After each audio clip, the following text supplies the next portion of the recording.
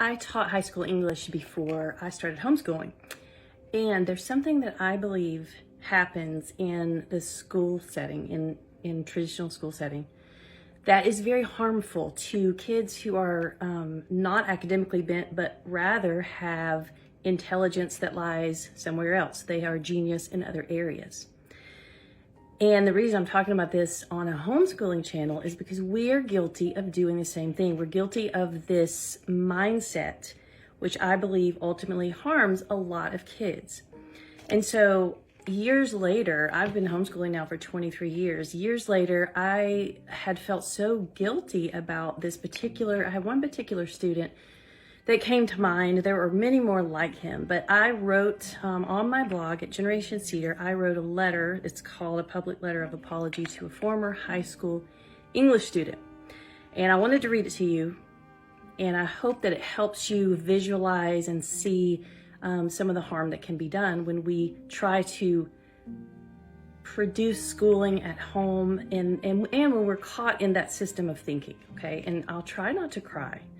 I have cried several times reading this letter before. So this is what it says. Dear Jacob, his name was not Jacob, I changed it. I taught you an English class when you were 18 years old, and I owe you an apology. In fact, all your teachers do. I bought the lie, and I lied to you, and it had a profoundly negative impact on you. I told you that since you weren't interested in dissecting Shakespeare, you wouldn't amount to much in life. Oh, I didn't say it in those exact words, but close. I remember taking you into the hallway. I know you remember it too. Shame on me for shaming you, and telling you that successful people pay attention and do well in class and study and make good grades. Your eyes filled with tears because that news must have been a crushing blow. I can't imagine being told that if I didn't paint as well as the others in my art class, I wasn't as good as them and doomed to a life of failure. That's what we're all brainwashed to believe. That's what the smart people say. And no one really sees how stupid it is. That grades are what makes someone successful? How were we even convinced of such nonsense? You were smart. You were smart in 100 ways.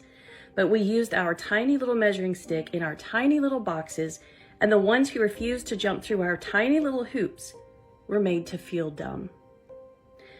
Thousands of children still suffer every day the way I made you suffer. You knew back then what I refused to see, that there is nothing normal or productive about forcing energetic, curious boys to sit in desks all day and force feed them Chaucer, to waste valuable time on a lecture they won't remember when they could be learning so much more, stuff they really cared about, stuff that would really give them a good life. I can't believe we sit by and let it happen. You didn't need Chaucer. You needed freedom. You needed to work with your hands and do what you were good at to improve those skills that were uniquely yours and uniquely wonderful and just as important as writing essays. And you needed us to tell you that, to say that there are 1,000 ways to be smart. Some people do love Chaucer, and some people love taking a car apart and putting it back together. Both of those things are good and needful and should receive equal attention and affirmation. We told you it was good and normal to be isolated from real life all day in small cells requiring permission to even go to the bathroom. You were a man, and you couldn't go to the bathroom unless I let you. Sorry. We used bells to program you to stop and start on command, essentially saying that nothing is worth pouring your time and energy to until it's finished. We told you we were the experts and we defined success. And we got to stamp your card for life to tell the world you were either a good student or a bad student. Jacob, I am so ashamed to have claimed to be helping children, all the while hurting you and many others. You survived, despite our efforts to keep you confined within that box. That's what the human spirit does. But I'm sure you would have been so much better off without us. Well, I'm different now, Jacob. I fight in my little corner of the world for people like you, for people like my own children, for the majority of children who are having their creativity, their originality, and their unique gifts and interests crushed by those they trust. Please forgive me, and don't buy the lie. I was wrong, and they were wrong. There's a quote that I put at the end of this. It says, "Schools are for showing off, not for learning. When we enroll our children in school, we enroll them into a never-ending series of contests to see who is best, who can get the highest grades, the highest scores on standardized tests, win the most honors, make it into the most advanced placement classes, get into the best colleges. We see those grades and hoops jump through as measures not only of our children, but also of ourselves as parents.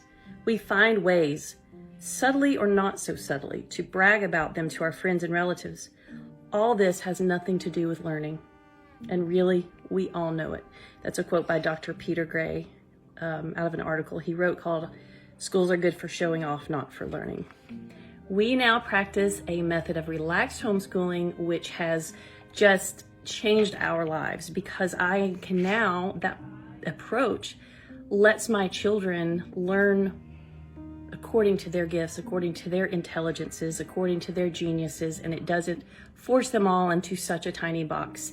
And so if you're interested in learning more, check the link below, and I have a little video that explains it better. So anyway, see ya.